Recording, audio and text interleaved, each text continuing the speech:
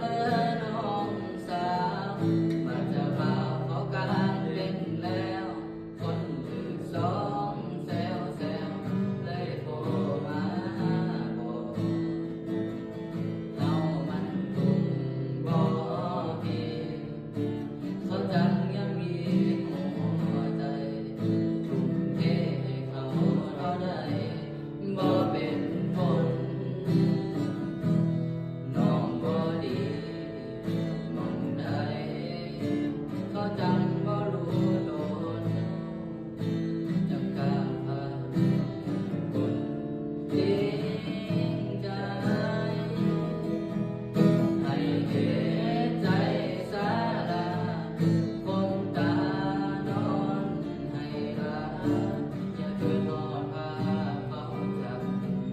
พาฝัน ให้เหตุใจสาเจ้าปล่อยเขา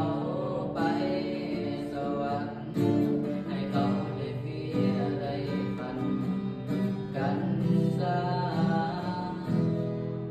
คงเป็นเวรกรรมเก่าที่เจ้าได้เฮ็ดมาน้องจังบ่ได้เกี่ยวกับเขา เมื่อคืนเศร้าตอนเขานั้นก่อนใครฝากให้ไปสิหูเจ้าบ่าวซอยบอกเขาเบาไปก่อนท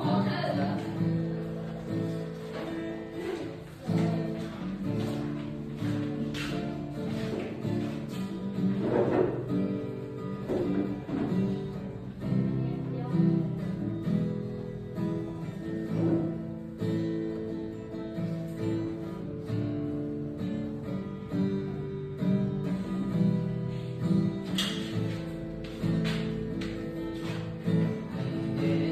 ใจสาลาคงตานอนให้รักอย่าคิดทอดพาเขา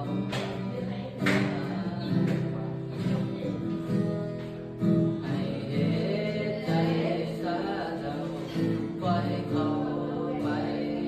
สวรรค์ให้เขาได้มีกันซะ คงเป็นเว